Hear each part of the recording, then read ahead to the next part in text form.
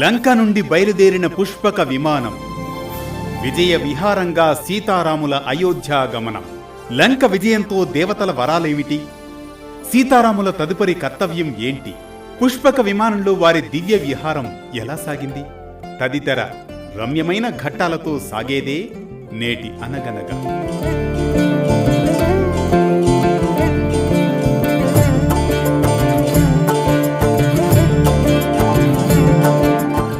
అనగనగా అది త్రేతాయుగం.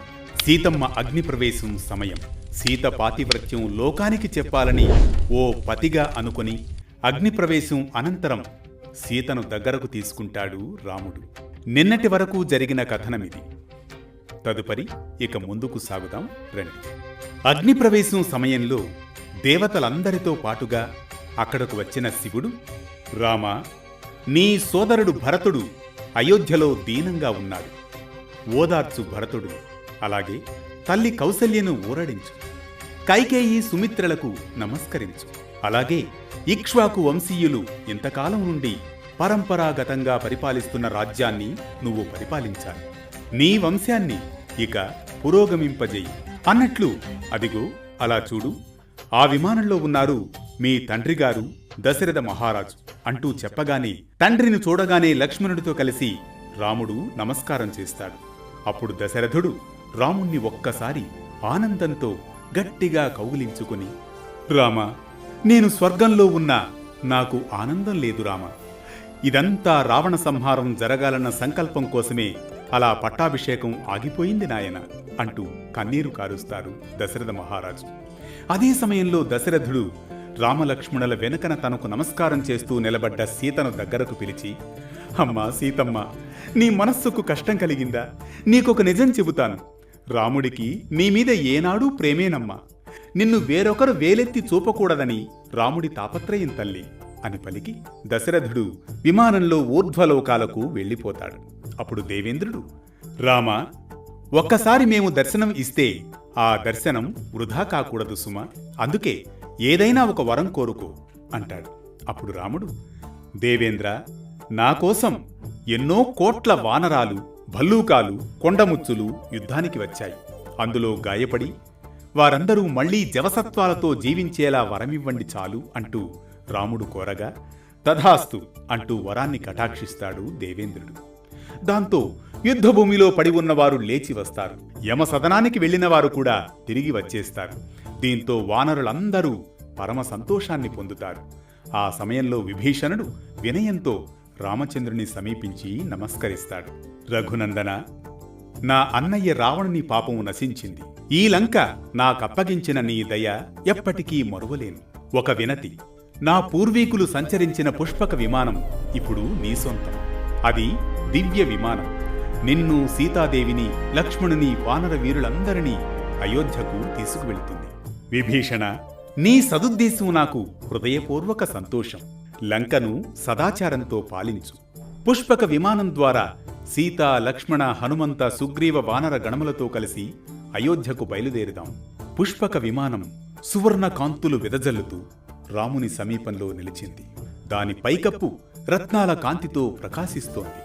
వానరులు ఆశ్చర్యంతో చూస్తూ సంతోషంగా గర్జించారు. ఆ సమయంలో సీతమ్మ రాముని వైపు తిరిగి, ఆర్యపుత్ర, ఎన్నో దుఃఖాలు, పరీక్షలు గడిచాయి. ఇప్పుడు నీతో కలిసి అయోధ్య పయనం మొదలవుతోంది. నా మనసు ఆనందంతో నిండిపోతోంది. అన్నయ్య, నీ విజయంతో అరణ్యవాసం ముగిసింది. అయోధ్య ప్రజలు ఎప్పుడెప్పుడా అంటూ మన రాక కోసం ఎదురుచూస్తున్నారో ఊహిస్తూ ఉంటే హృదయం ఉప్పొంగుతోంది అంటూ ఉండగా పుష్పక విమానం ఆకాశ మార్గంలో ఎగసిపోతుంది. గంధర్వులు గానం చేయగా, దేవకన్యలు నృత్యమాడగా, దేవతలు పుష్పవర్షం కురిపిస్తారు. పుష్పక విమానం సాగుతూ ఉంటుంది. రాముడు సీతమ్మకు పలు ఘట్టాలు జరిగిన విశేషాలను చూపిస్తాడు. సీత, ఇది లంకలో మన యుద్ధరంగం. ఇది సముద్ర తీరం. అదిగో మన వానరులు వంతెన కట్టిన చోటు అదే. అలా చూడు. ఇదిగో ఇలా చూడు, ఇది కిష్కింద, సుగ్రీవుని రాజ్యం. ఇవన్నీ సాక్షిగా మన విజయానికి గుర్తులు. ఆ సమయంలో సీతమ్మ ఆసక్తిగా ప్రతి ప్రదేశాన్ని కన్నీటి వదనంతో వీక్షిస్తుంది. మార్గమధ్యంలో భరద్వాజ మహర్షి ఆశ్రమాన్ని సందర్శించి ఆయన ఇచ్చిన విందును స్వీకరించిన పిదప తిరిగి అయోధ్యకు పయనమవుతారు. చివరకు దివ్యమైన అయోధ్యానగరం కనబడుతుంది. ఎటు చూసినా సువర్ణ గోపురాలు, శోభాయమాన వీధులు, పుష్పాలతో అలంకరించిన గృహాలు.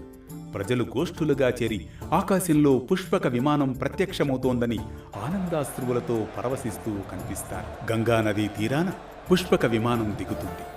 ఇలా పుష్పక విమానం ద్వారా రామ, సీతా, లక్ష్మణులు, వానర గణములు విజయోత్సాహంతో అయోధ్యకు తిరిగి వచ్చి ఘనస్వాగతం పొందుతారు.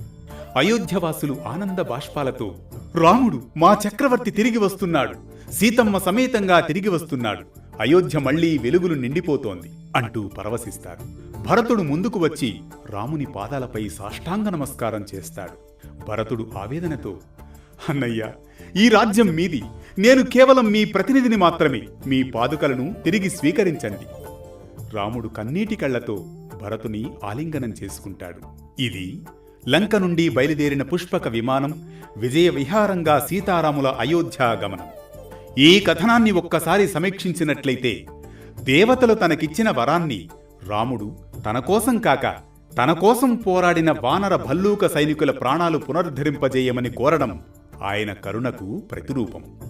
ఇక ఈ కథనమిచ్చే సామాజిక సందేశం ఒక్కటే: తన కోసం కాకుండా తనతో ఉన్న వారి అందరి కోసం ఆలోచించడమే సమాజంలో నిజమైన నాయకుడి లక్షణమని. రామాయణం కేవలం ఒక పురాణం మాత్రమే కాదు, మనలో దాగిన సందేహాలకు సజీవ జీవన సందేశాలు.